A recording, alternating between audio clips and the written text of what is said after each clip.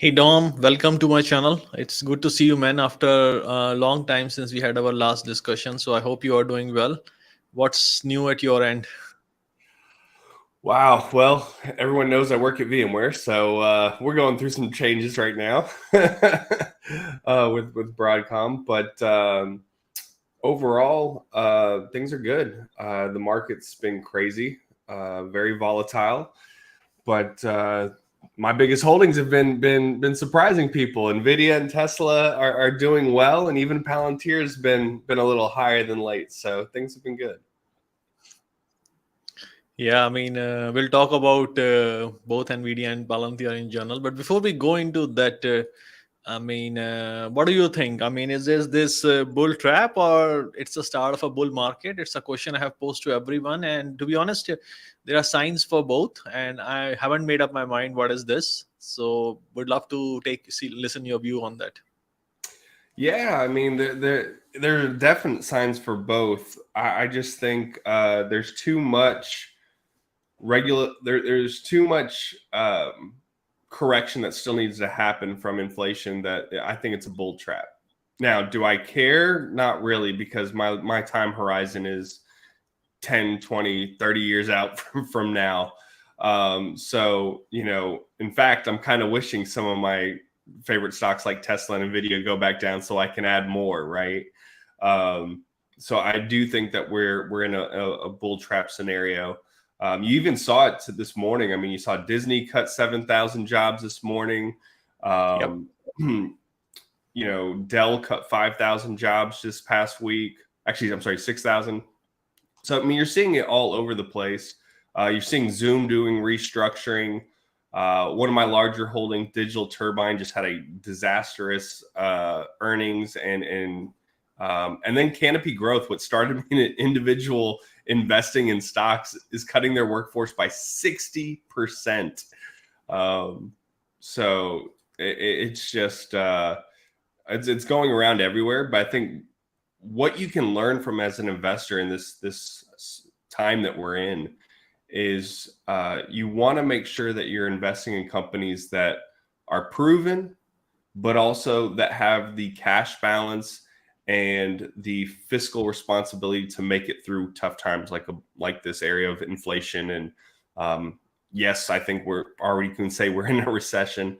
So when you invest in companies like that, you're able to weather the storm.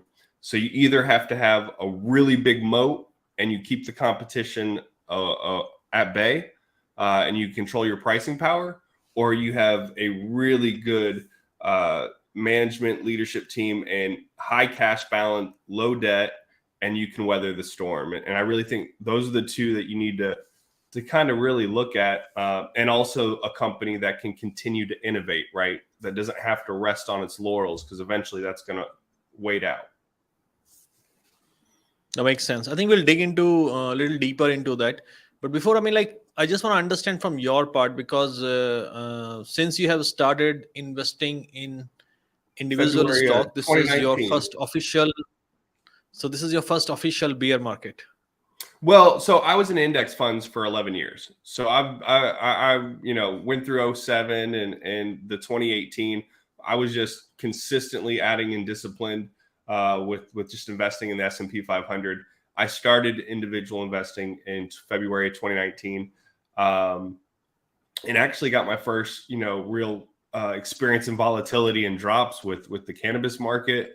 Was starting with that, and also Nvidia when the tariffs happened.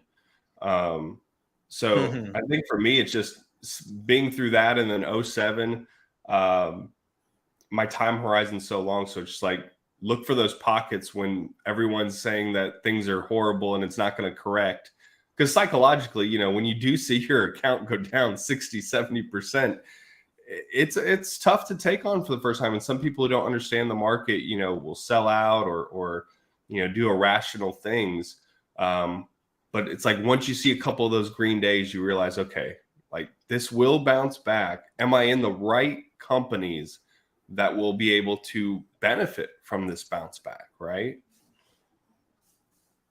So if I'm getting it right, the the point you are sharing is that that it's very difficult to be sane when the market has this kind of significant drawdown, and nobody knows exactly when the market will bounce back or how much. So it's very important that while you are in down market, make sure that the company you are in, you really have conviction, very high conviction, and there are some very clear evidence in terms of that the debt is low.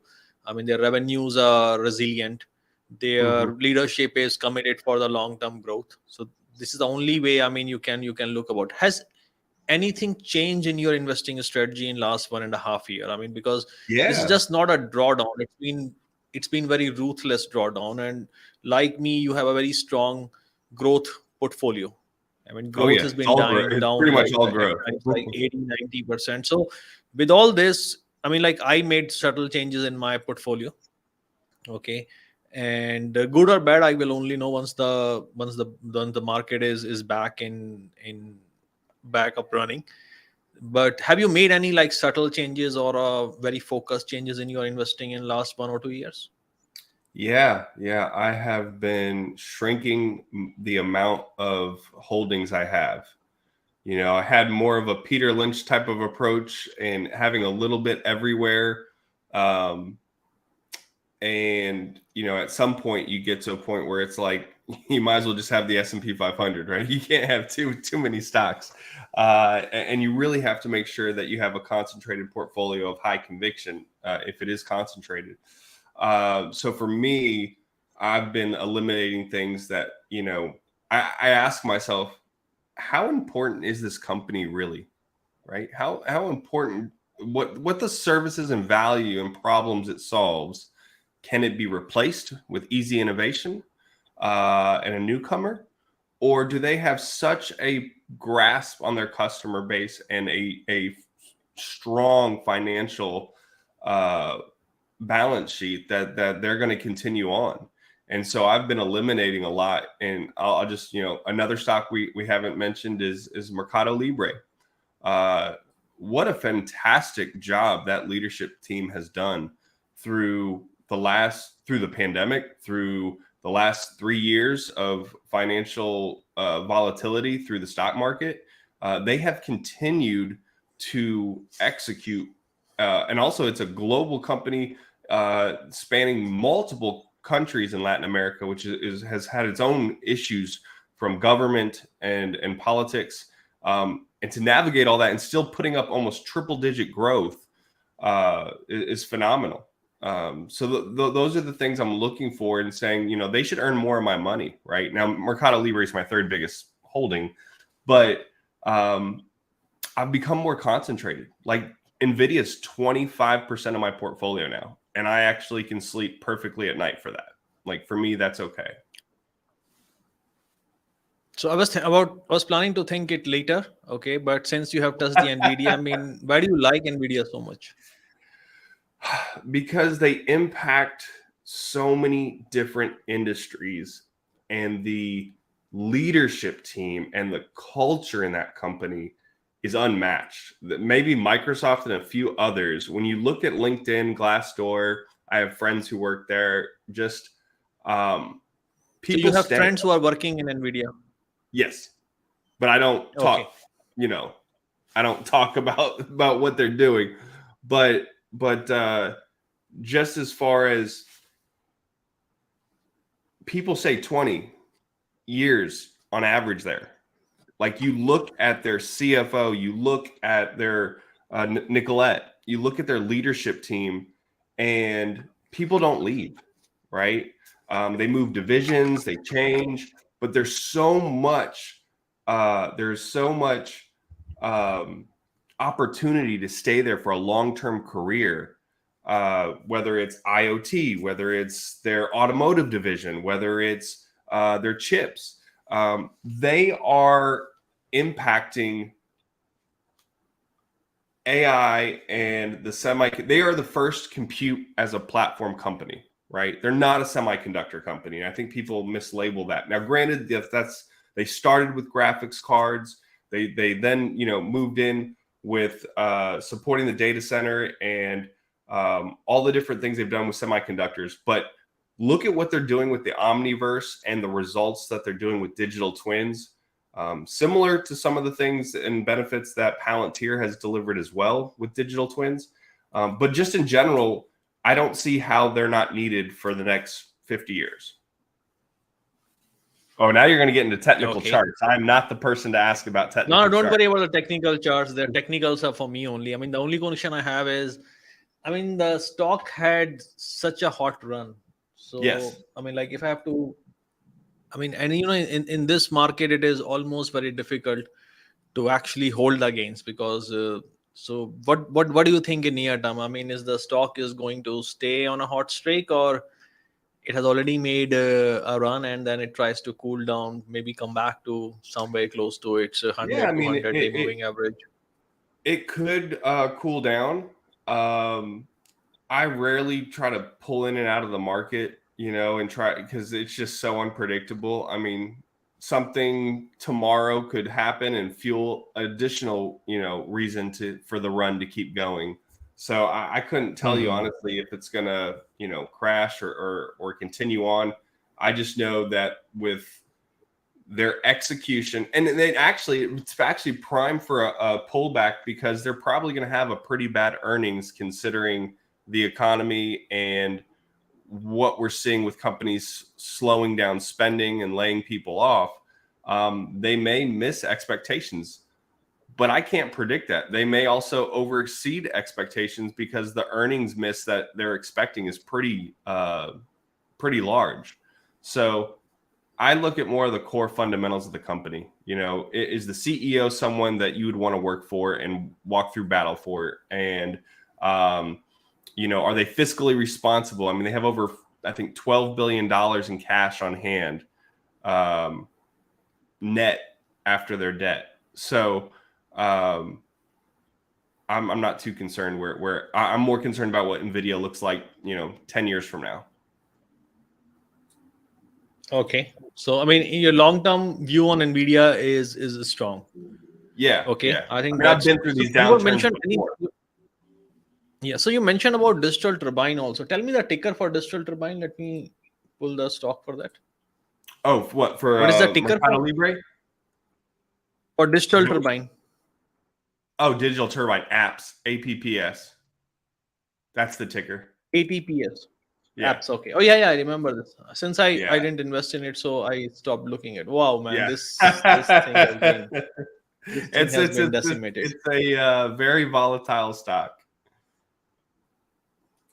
Yeah. So what do you think about digital turbine moving forward? Do you think it is going to improve or what? I mean, yeah, this is a classic. Every stock that has gone through the COVID thing. Yeah.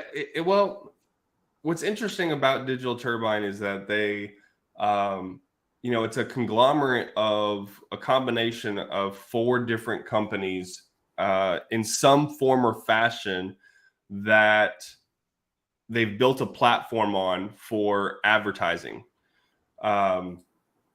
and also working with the cell phone manufacturers of when you get a cell phone, what apps are preloaded on there, right? What that actual space that you are available to put whatever applications are on there when a new user gets their phone, they're able to bid that out. And that was how the company started. Now they have advertising for games. They have a lot of different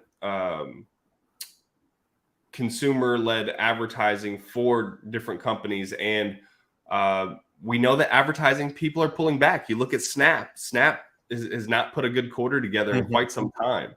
I think the only advertising company that really has bucked the narrative is the Trade Desk. I mean, every time, and that's another holding of mine, the Trade Desk continues to execute, and they work with the publishers, and they are unbiased on both sides of the sell side and the demand side of advertising. So advertising is a very volatile. I mean, obviously Google has a lot of other areas in where they make their money, but you can see from Google and everywhere else, I think the only out of the big FANG stocks, the only one who grew in advertising was Amazon. Surprisingly, they grew like 19% on their advertising results. Yep. So Actually, TikTok, I advertising is think, a very also has cyclical increased. area. So I have a question. I mean, okay, their revenue and their earning has been bad. That has decimated the stock. But I mean, this in your view, it's because of the macro, or is the company itself is going bad? I mean, you still believe in this No, company, I or think I definitely think it's the macro. One of the things though that is kind of like a yellow flag for me is blending four companies' cultures together to Mhm. keep the original culture and advancement and mission of the company. That's tough. Doing that with just one acquisition is very difficult, right? You know, acquiring growth not organically, but by acquisition is a very skilled uh, expertise, and it goes wrong a lot of the times if you don't Hmm. do it right. So I think there's just a lot, and also people aren't buying mobile devices left and right in this economy. So I think a lot of it's macro, but from a leadership perspective,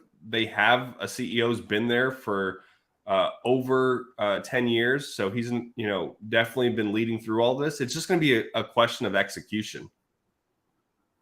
Okay, makes sense. So, I mean, like, it's a good idea, but probably, I mean, It's the not one of my top resiliency 10 and holdings. execution is So not ready to handle the macro impact at this point.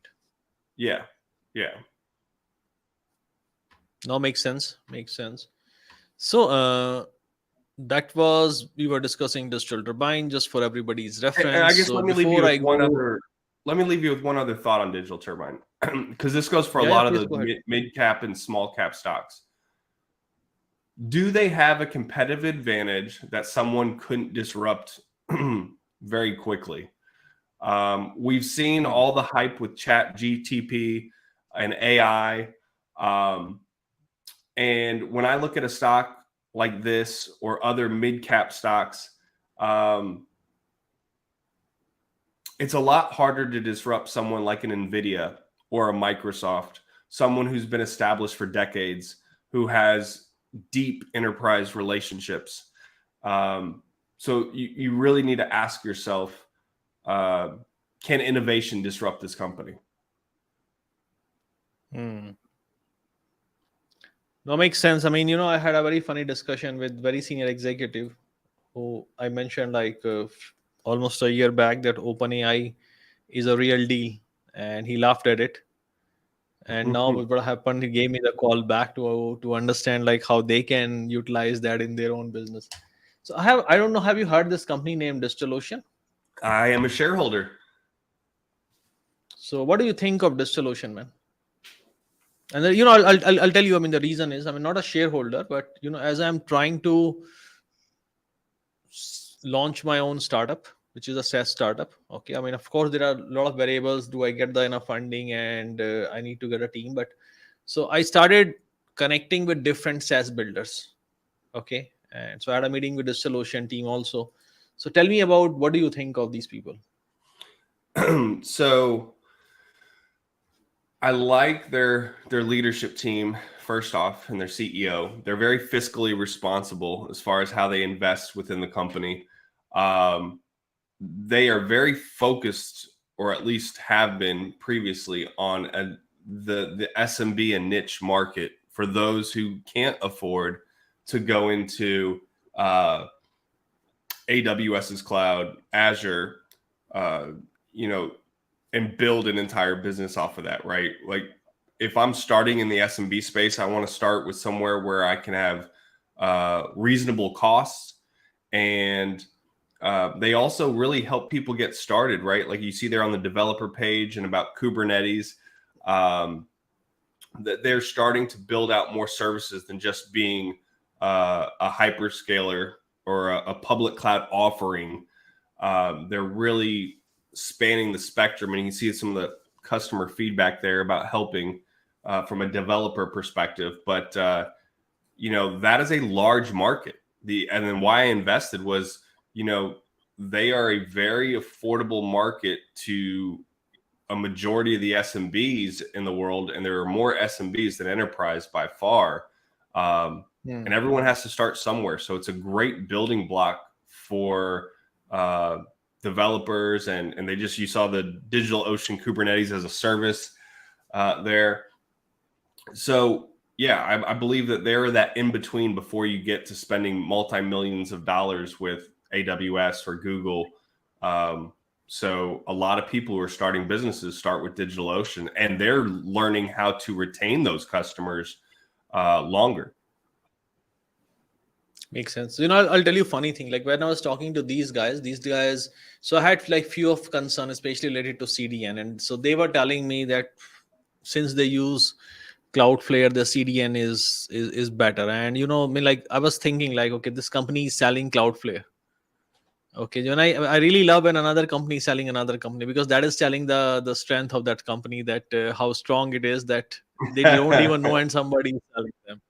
And funny thing, there was another company I was talking. I mean, and this is because, see, my programming language is mostly Python. So I thought, okay, I need a package which is predominantly okay, how can I build an web app using Python only? And I came across this Anvil.work, and when I was talking to Anvil.work, I mean, these guys have APIs to connect to the DigitalOcean droplets.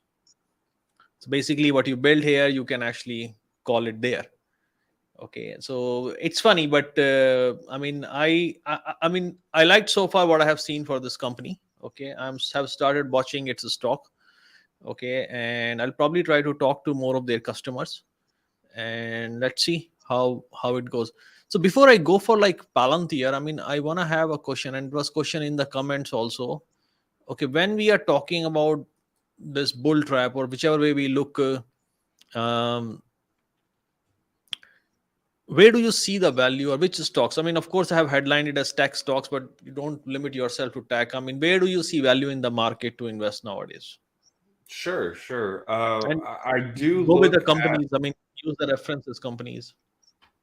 yeah, I mean, I look at also companies that have been oversold, right? That have just been obliterated, but yet there's still value, strong balance sheet, strong projection on growth. Um, and also those who don't go through a lot of cash burn, right?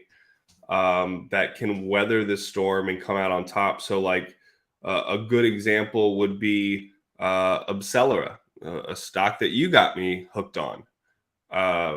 And Peter Thiel is on the board and invested. Um, I think still no debt. I have to go back and check. But high cash pile.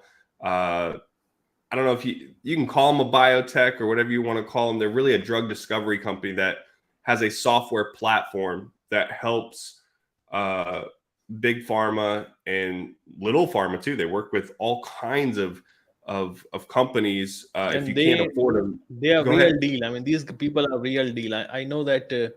I mean, their stock has been under pressure, but these guys are real deal. I would agree. I mean, you look at the partnerships that they've been able to obtain. I mean, just recently in December, they got a multi-year partnership with AbbVie. And so when you look at investing in my opinion, investing in biotech or pharma type stocks, you're wanting to make sure that they can withhold during times like this and then be able to have that next big pop, right? It's you can't look at biotech stocks the same way you look at a normal SaaS-based company, right? This is not necessarily reoccurring revenue. You have your big drug and how long you have your patents for, and that's going to ride you high with those profits. But then what's next, right? Like you look at Moderna. Moderna's constantly looking at what's next from cancer drugs and other things. You have to constantly keep looking to what is next in this kind of field, because you can't, eventually you won't have those patents. What I like about Obselera is it's a platform. They aren't the ones creating the drugs. They're the ones speeding up the drug discovery. It's also mainly focused on antibodies treatments, and they have perfected their software to be so effective that they have partnerships with a lot of the main providers out there to speed up what is a significant problem. It's 90% failure in drug discovery. So that's a big failure rate. So if you can make that more successful and speed up the time, on average, it takes 9 to 10 years to take a drug to market. And if you can identify that this antibody is not going to work up front, or find out something that will be effective to take to clinical trials, now all of a sudden you've provided a serious value to a big pharmaceutical company that's going to come back to you for their next big idea they have. So I like So that about. just to put in context for everyone, I mean, like when you are increasing, when you are reducing the time you are taking for a drug discovery or drug, like means if you are trying 500 things, it is telling you don't try 500 things, try 50 things only. It is telling you what is the fastest route throughout those 50 things. So you are saving your money, you are saving your resources. Okay. You have more regular interaction with FDA and everyone else. So your chances of getting drug approved and chances of staying ahead of competition is very high. Okay. I mean, one company I have a very large investment. Okay. Again, it's a Peter Thiel's is on the board and the kind of company. It's a private company at this point. This is Peptilogics.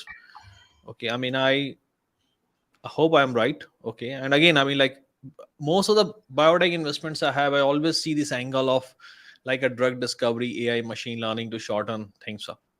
Okay. So as a sector and as a macro, I mean, this is something I'm super excited about. Okay. And whenever I have this company, same thing up here, they have the company, you have a pipeline of treatments that is coming out, but they have their own platform. Okay. So whenever I see like this platform and pipeline, which is exactly Epsilrise also. Okay. Mm-hmm. I mean, I'm super excited. And there's a reason for that, Dom, because I come from a tech background. Okay. I cannot just invest in a biotech company waiting for FDA approvals. I need to, so that if these things go wrong, okay, how to salvage. And so, I mean, they have an FDA approval pending this year. So hopefully if it happens, probably I'll have a good, decent gain in this company, but let's see. Okay. So now let's move to the part where we actually connected first time and that is Palantir. So what's going on with Palantir, man? You have seen the FoundryCon, but then you see the revenue. So we see some different story in FoundryCon where thing is just like magic, but then we see but the stock is here. So what the fuck is wrong? What is happening? I mean, in your view? Well, I actually have an article coming out here in the next 2 days about FoundryCon, so I won't dive too much into that. But in general, I've been a Palantir holder. Is it now? Right, I think the beginning of 2021, maybe end of 2020. And I've done like 40 plus YouTube videos on it. So it's definitely my top two favorite companies. Nvidia's number one, Palantir's right there with it. You have to have a long time horizon for this because they are running the company. How long are you talking here? I mean, it depends on what your expectation is. For these people that are getting on YouTube and saying it's going to be $1 trillion market cap, it's going to be a long time, right? Okay, so let's break it down because I mean this is important.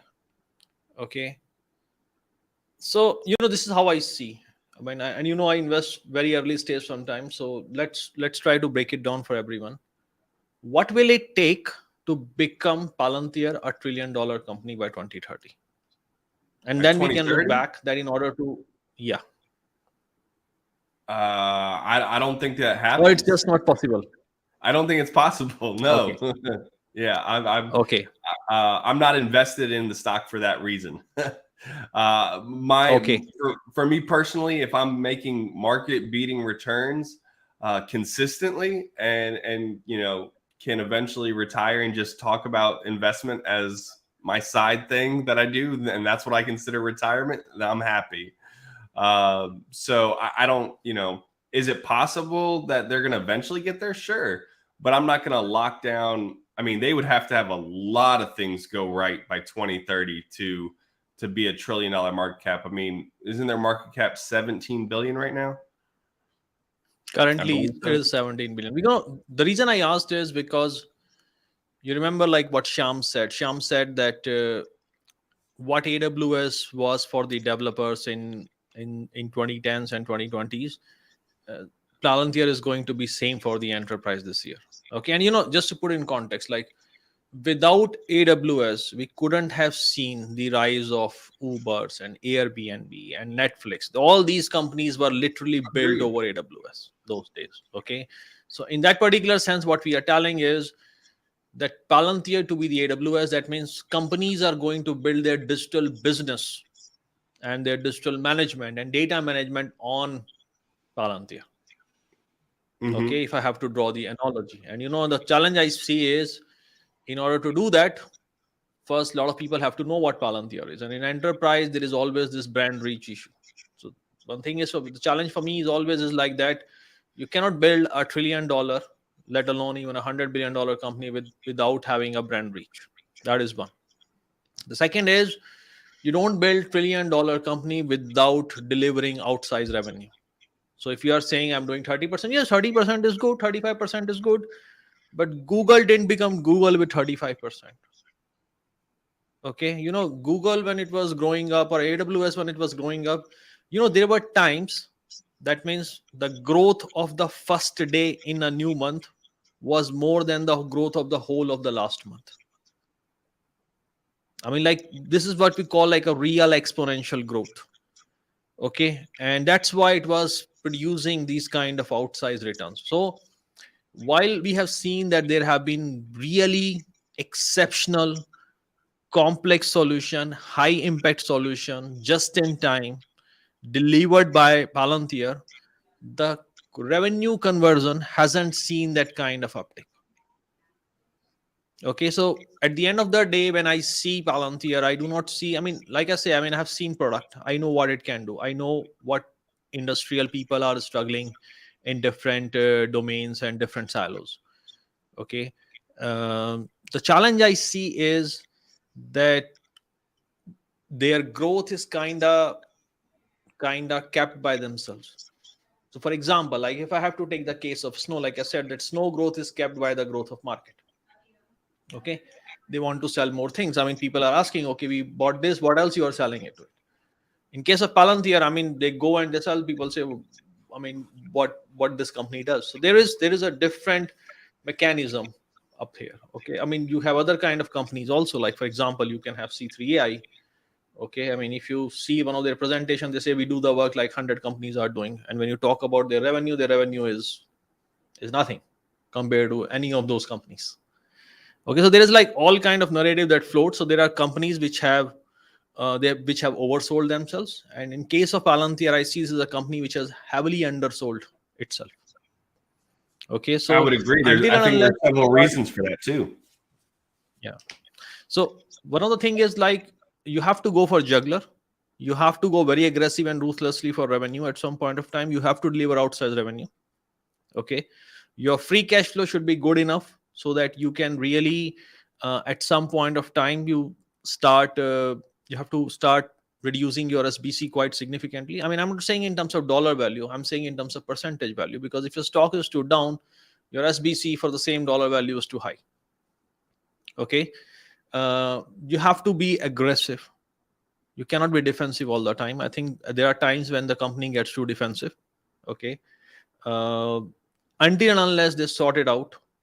Okay, I don't see the company becoming $1 trillion or even $500 billion. So the question to me is always is like, it's going to be a good niche company, or is it really going to be the juggernaut?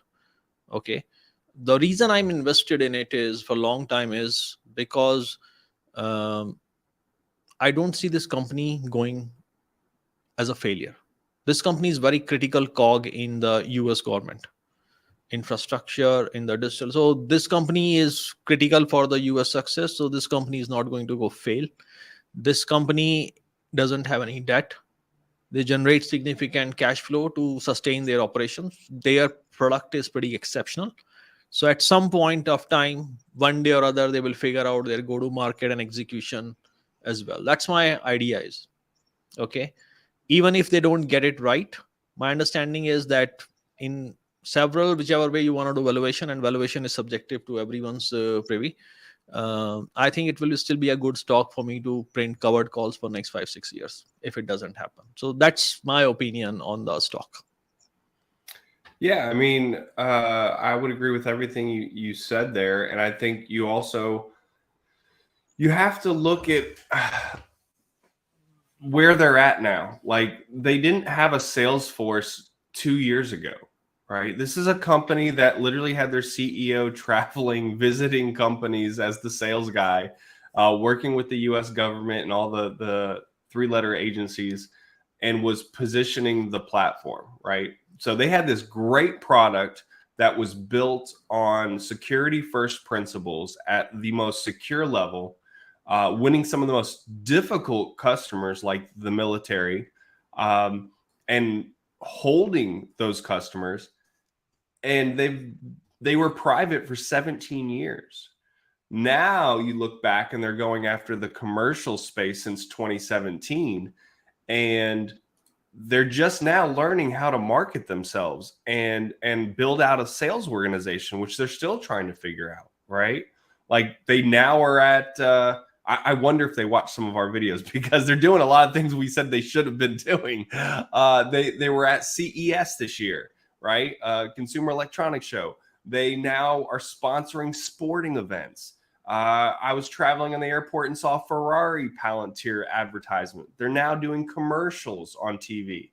Like, they're now just coming into their own to realize, okay, if we want this to be a huge success from a shareholder perspective and for a growth perspective for our company, there's certain things you do have to do and play the game of Wall Street to win commercial enterprises. And they're now doing that. Where most companies have that figured out and know how to do that very well, they don't have a great product that actually can stand a decade or 2 decades. Palantir has already shown their product can withstand all kinds of environments economically, and they are now growing their customer base significantly. So I think if you want to hold this stock and you want to be a shareholder, it's not for a year, it's not for 2 years. It is a long, steady grower. They eventually will turn profitable. That's probably when we'll see an influx in the stock price. But you need to have patience and also be paying attention to the right metrics. That makes sense. So I'm pretty sure, I mean, since Tesla is one of your key holding, and whatever Tesla has done in last 1 month, and now they're coming with their master plan 3. And just to put in perspective, like the master plan, every time Tesla has come, Tesla probably have executed. So rarely a company comes up with such a long-term master plans, and rarely a company gets to close in terms of executing it. And Tesla always see a kind of a stock rush when they do the AI day and when they do the battery day. I mean, because they always have something exciting to share. Okay, the stuff they share shows their prowess in manufacturing, the competitive advantage they have, their vision. They put some really let me ask you a question. Target. I mean, with people. Yeah. So what do you? I mean, what's your expectation? I mean, it has. Hold on, Sachin. Let me ask you that question. Why do you think that is? That they are able to, or how are they able to always have something exciting around the corner? Why do you think that is? So, I have a very detailed idea, like on thesis, like why Tesla is like this, and let me try to explain it. We all talk about strategy. Okay, I mean, I'm a guy who work in strategy and all that now, but I mean, they are actually it's very difficult to understand. When you make a strategy and when you try to do something that is very clear for you to do things in a way that 1 + 1 is more than 2. So let me explain you, okay. So there is we talk about, like, people have written papers about strategy. There are books on strategy. The question is, why then everybody gets it wrong? Most of the people, because most of the people you go, they say, oh, we are doing this because Ford is doing this, GM is doing this. But that's not strategy. That's benchmarking. That's following somebody. Okay, so first thing is they are not following somebody. They are writing the manual. Okay, so if somebody is following the manual, he doesn't know everything behind. That is one. So Tesla has done something which the best way to explain it is there is a way. I mean, there's something called ERRC. So let me explain it.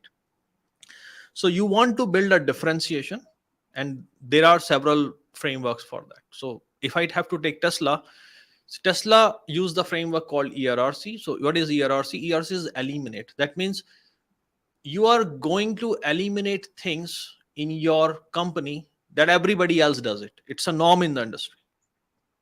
Okay, and they have eliminated several things. They have said, first, we are going to make car, we are not going to do ICE, we are not going to do dealership, because nobody can imagine a company 15 years back without doing this. They said, we are just not going to do this.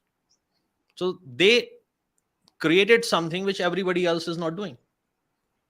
Okay, so like for ICE, so then there are things which they reduce means that means everybody is doing at a certain level, but you are doing only at this level.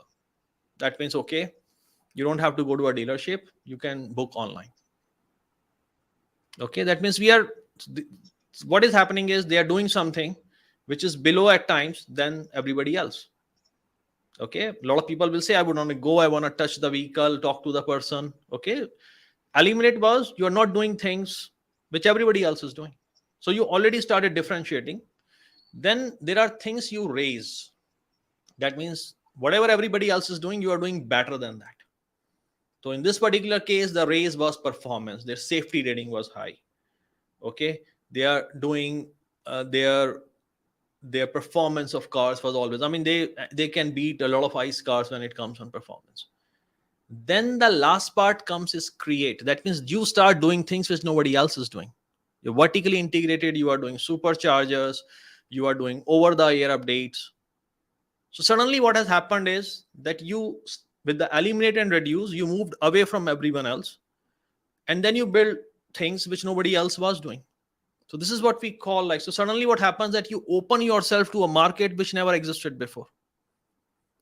So what everybody else is doing, everybody else is not doing ERRC. Everybody is trying to, because the problem with the incumbents is that they cannot adopt Tesla strategy as it is without disrupting your ICE business, which is their cash cow. So that is the innovator's dilemma. I mean, they are currently facing. Okay, Tesla doesn't have baggage. Now, when it comes to companies like Rivian or companies like Lucid, okay, they try to copy, but they have not written the manuals. They do not have that kind of pricing power. They do not have that kind of manufacturing prowess. So this is why, like when you talk about, so the company is already, I mean, we have seen that it raised prices, it was still selling. When the market was tough, they reduced the pricing. I mean, they are resilient, they are cash flow positive. The traditional auto sector has $3 trillion of debt. Okay, their margins are 4%, 5%, 6%, 10%. Okay, the differentiation of their car with their peers is not that much. Okay, like for example, I mean, say I was buying a BMW and I say, okay, Mercedes, BMW. So I say, okay, how do you define the difference between BMW and Mercedes? So Mercedes is about comfort, BMW is about driver's experience. Now this is bullshit. So I test drove both. Then I talk to Audi, and Audi guys say, oh, you have both world here. That's not differentiation. So basically what happens is you get attached to a brand and you do it. So in case of Tesla, I think this is very important. And this is why I always see that there are companies, it's everybody says we have a differentiating strategy, but it's not that easy to build a differentiation strategy. I mean, Porter has written in 1980s about competitive forces. It's a seminal paper, everybody, but I have seen every time I see people using it, a lot of time people use it wrong. Because what you define within those 5 forces. So for example, I mean, I was talking to one of the executive on a project, and they were giving me all kind of gyan, which is knowledge. Oh, we want you to work and things like Netflix, we want to have SaaS service. I said, if you have to think about building a Netflix model in your enterprise, you have to think about how your customer is spending time in office, because Netflix is buying for people time. If you cannot build that kind of approach, you cannot, I'm sorry, but you cannot follow it. So people talk about things. Oh, I want to do this. Let's do Netflix of SaaS and Netflix do this. But in order to do that, you have to really disrupt your value chain. And Tesla has done it exceptionally well. Same thing they have done with the SpaceX. They followed the same model for ARC. I mean, if you talk about like how Nintendo has survived, even with the advent of Xbox and PlayStation, because it always been a differentiated kind of picture. So we talk about, so that's why in all the investing I do, I until and unless it passes ERRC metrics, I don't invest. I only invest in companies which have a differentiated strategy. So a lot of time people ask me like, this is a good company, you like it, but you don't invest. Yeah, because like you said, I don't see differentiation. So, and this is very clear, having a leader position in industry is not having differentiated strategy. Differentiated strategy means having differentiated strategy. When Netflix came, okay, that particular time, there was no streaming market. Netflix practically created that market. So that is the advantage. So when you see a differentiation, you test it, you see how and then everything else comes. So this is why I say the strategy is the first indicator of how a company is going to do before the numbers start coming in. And then because Wall Street gets fascinated about numbers, but this is exactly why people missed Amazon, because everybody was focused on numbers. Nobody was seeing what the strategy is behind. Okay, same thing happened with Google, same thing happened with Apple. So getting the I strategy believe the right. same thing will happen with Palantir and Tesla. That is the thing. Like, so this is why I'm very focused on strategy, that how a company is executing the strategy. What is their strategy? Is it a differentiating strategy? Okay. And the way, like I saw that there are always companies which can get it done. I mean, like, for example, if you remember the time 2008, 2009, when first mobile games appeared, the term casual gamer was like it was a demeaning term. If you say somebody you are a casual gamer and somebody is a serious video gamer. Okay, I mean, I even used to feel bad about playing games on phone. So I actually bought one. There was a Sony special PlayStation edition phone that came, and I actually got it because I'm supposed to be a hardcore gamer. Okay, but what happened was it expanded the market to the players who were not playing anyway. Some of them eventually even become hardcore player over the time as well. So when you have a differentiated strategy, it has very early signs, and most of the time, 80 to 90% time, people won't understand it. Okay, because so for example, Dom, say you have a plan to go to movie on Sunday. So what is happening here? Are the movies competing to get your time? You should go to Strange Worlds, you should go to Avatar. No, you might decide, okay, skip the movie, let's go to restaurant. So how do you define your business? What is the alternate? What is the triggering point in decision? That is very important. And so this is one of the important, like when I see, like today when I talk about Palantir, because when I see Palantir more as following a kind of a differentiating strategy, but they haven't got their execution right. And that's why I'm super long on this. There is a comment by Yehubi. Let me just put it here as well.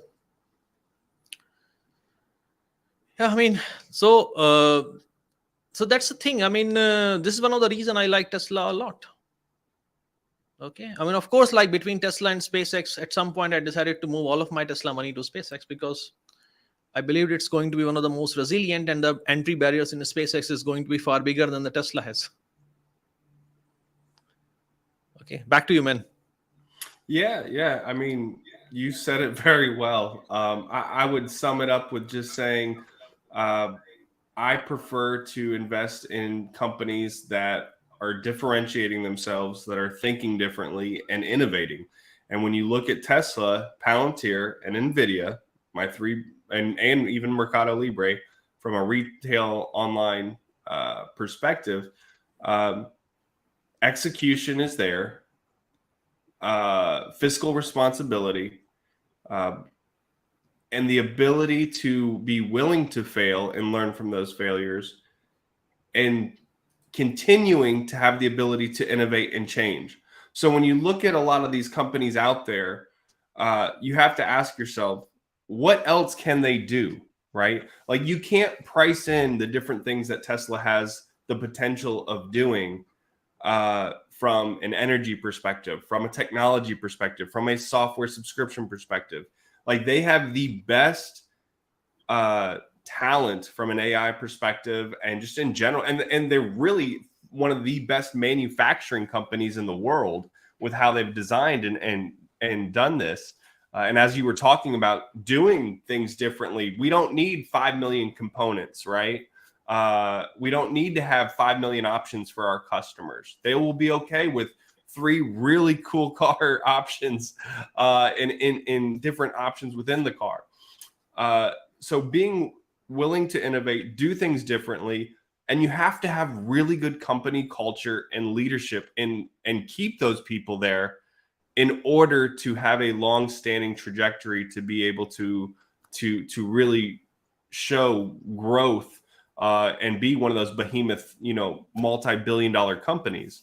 And so that is why I hold those, because I think there's still so much more that you can't predict what Nvidia, Palantir, and Tesla are going to do. What do you think about Ginkgo Bioworks? I think it is extremely interesting. I think this is a stock you like. Well, no, I don't have any. I think I bought like 1 or 2 shares way back when. I think it's very interesting. I have several friends who are extremely big fan of this company. I have never looked in detail. I remember looking in this company at several times. What I saw, I really liked, but I have not looked. I have not screened it in a way like I screen any company for investment.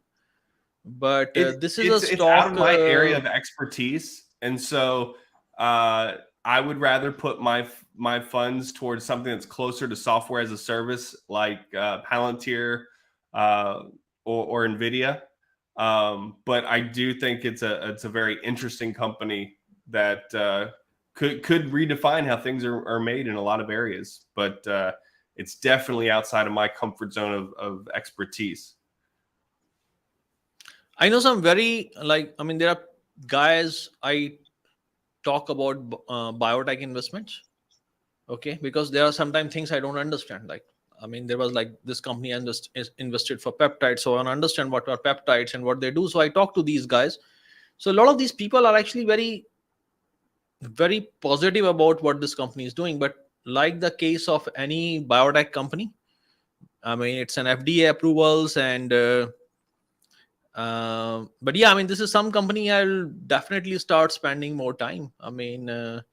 Because the company's stock is quite beaten. If it gets few things right, it could be a serious jump. Yeah, Not I will a bad say play that. for options, I would say. I will say that stocks like this, if they are, and I haven't looked at the balance sheet and a lot of the finances on that particular stock recently, but stocks like this, that if they do get something right, can jump quite a bit, can be a propeller for their next act, and can also be a short-term gain that you pick up, right? It has been obliterated.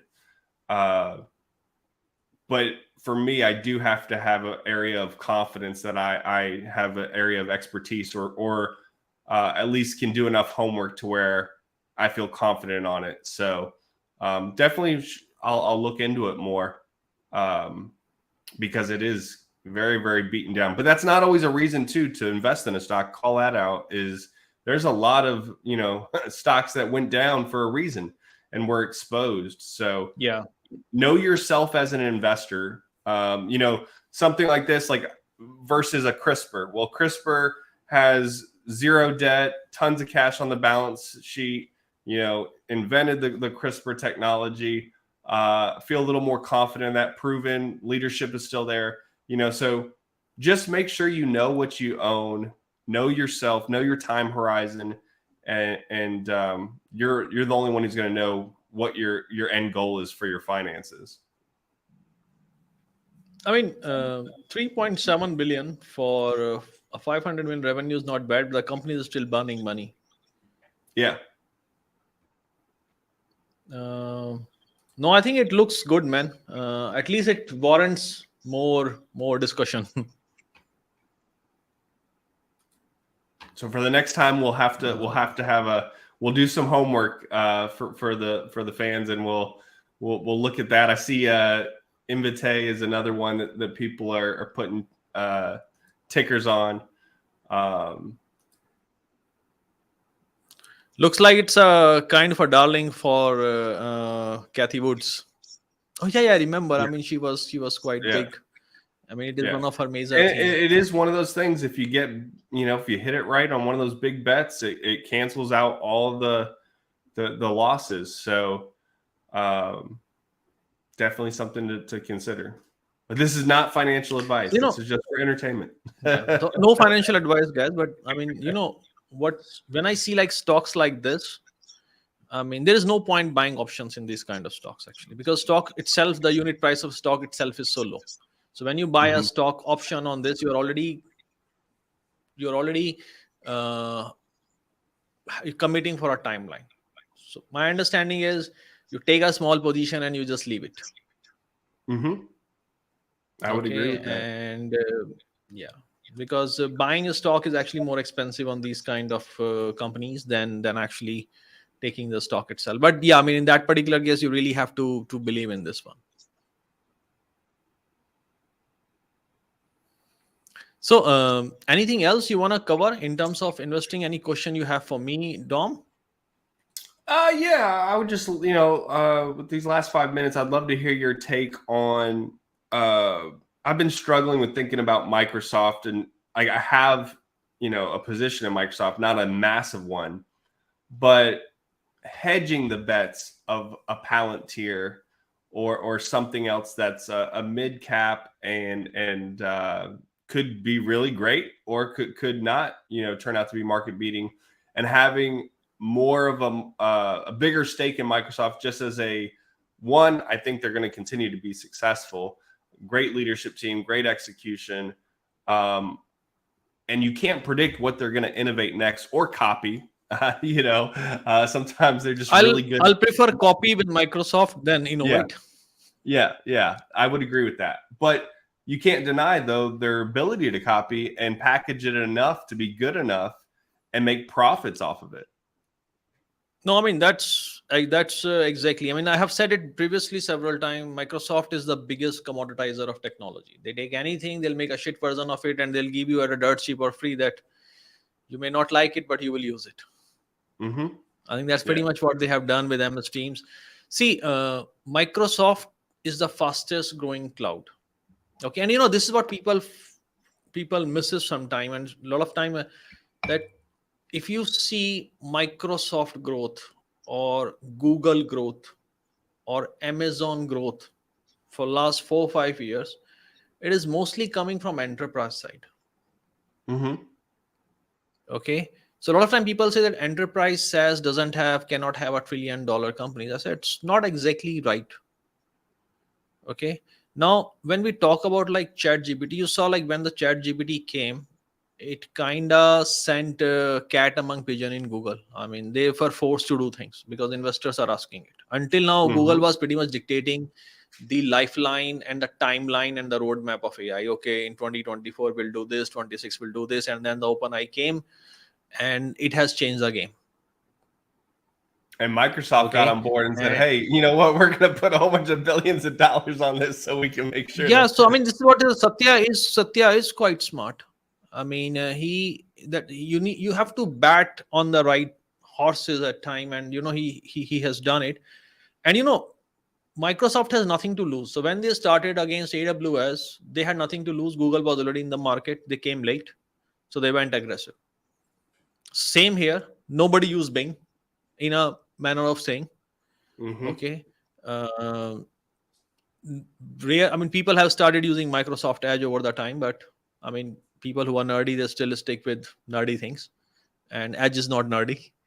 So, but see, the thing is, and this is what people miss. When you do a Google search, okay, if you don't have an OCD or any kind of compulsive behavior, you will probably always look at the first 2-3 search. Okay, and then you will look in 2 3 search and find the information, whatever it is there. Now what it is telling, it is giving you a reasonable information. So a lot of time people say, oh, I used chat gpt and the answer was wrong. Dude, nobody cares. It will be training, it will be improved.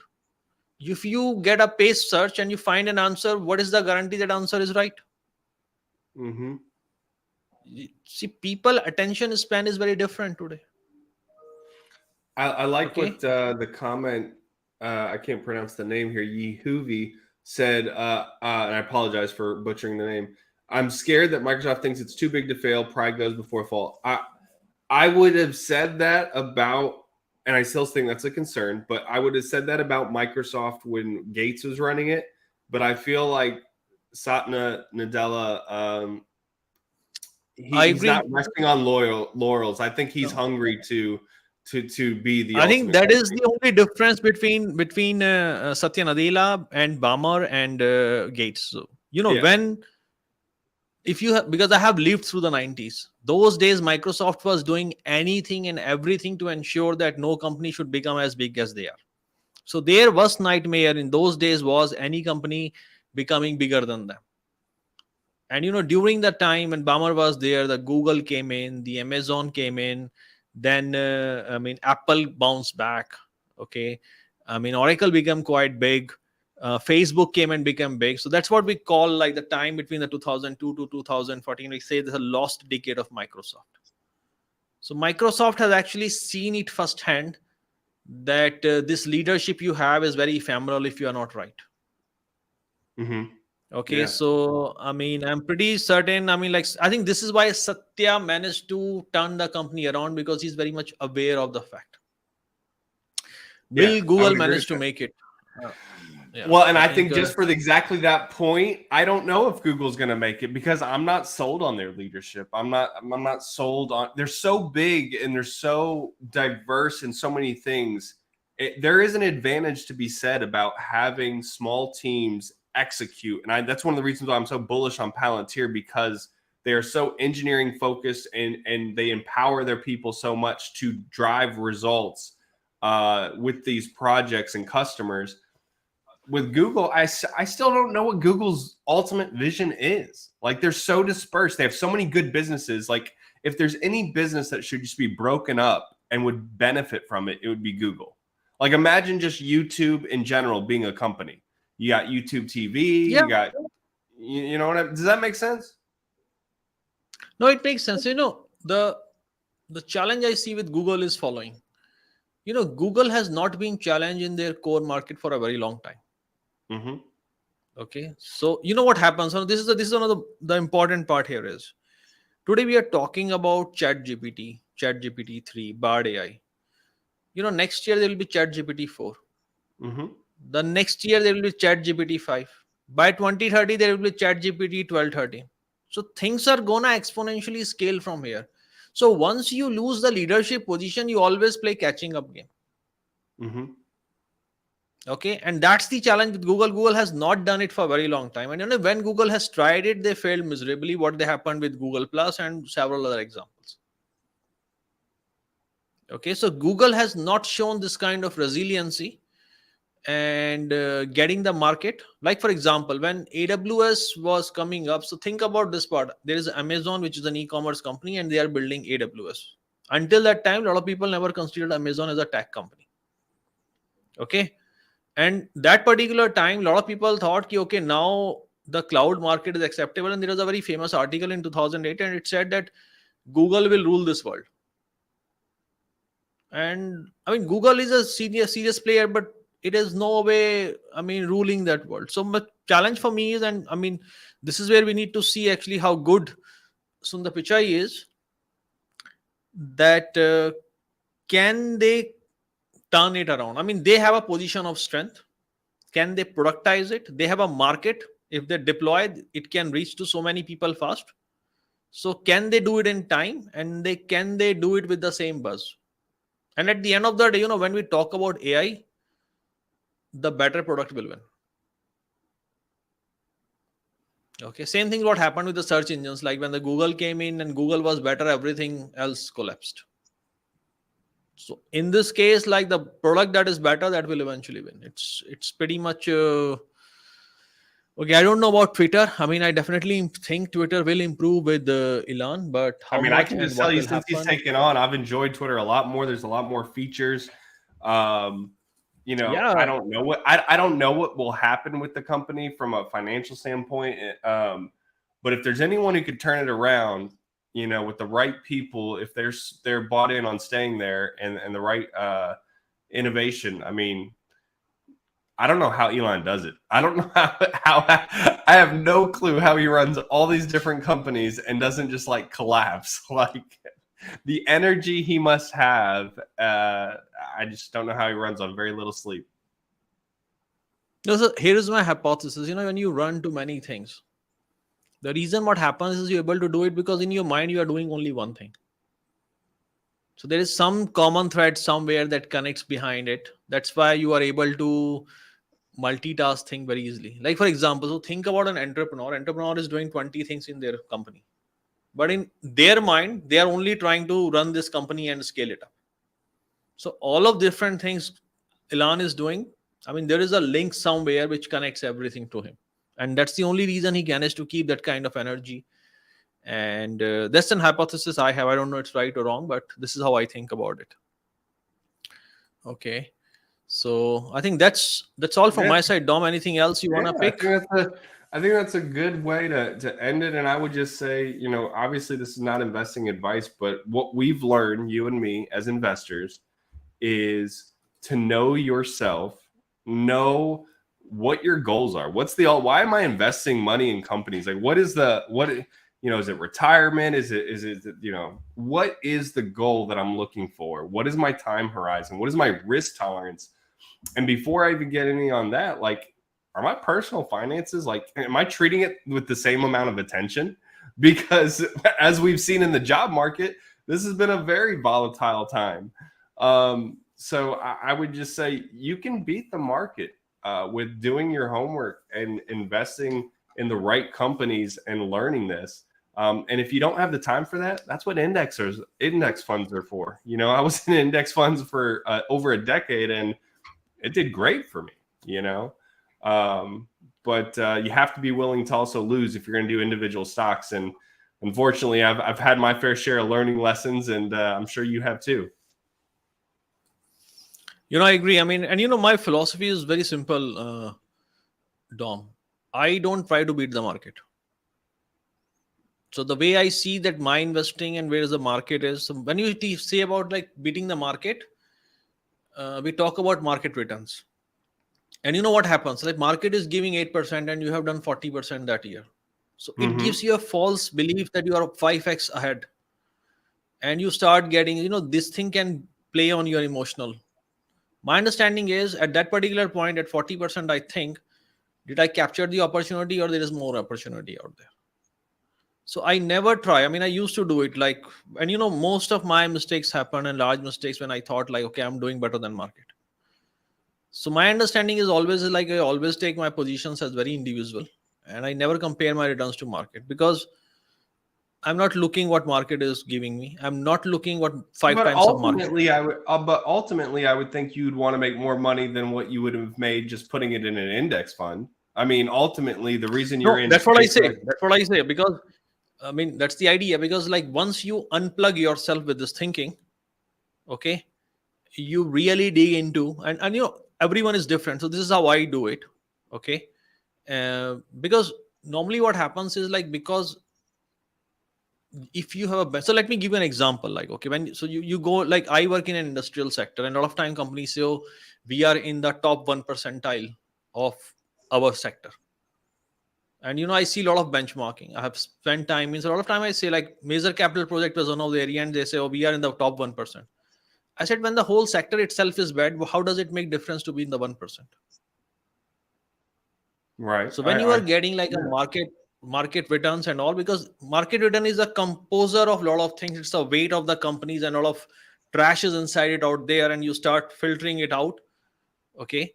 My point is like if you unplug your mind from that thinking, okay, you are doing work and you are getting reward of that work.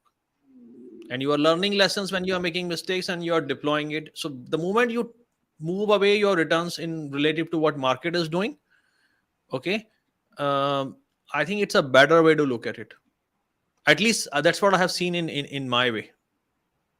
I see what you're saying. I definitely see what you're saying. I think ultimately the goal, though, the outcome, I want to make more money, because if I'm going to do all this work and do this research and follow these companies, the expectation is that I'm going to make more than just letting my money ride in the S&P 500. That's why I moved it to individual investing opposed to just continuing on with index funds. Now, that's not to say for some people, hey, the index funds will return enough for me over a set amount of time that I'll be happy.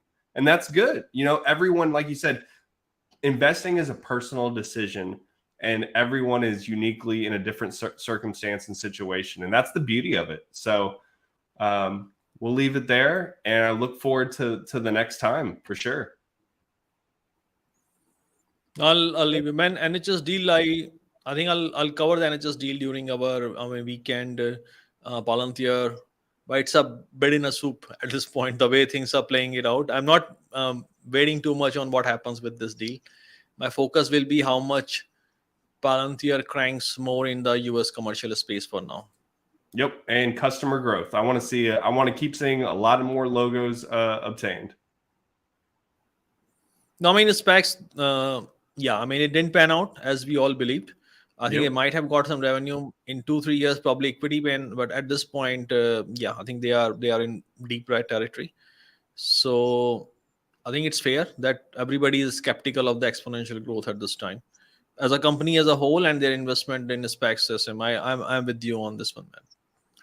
With that said, Dom, I think it's great to have you on board. It's always great to talk to you. And Likewise. being you in the actual industrial SaaS and the services sector, I think you have more insight sometime than all of us. Really appreciate for your time. Thank you very much. All right, man. Talk to you later.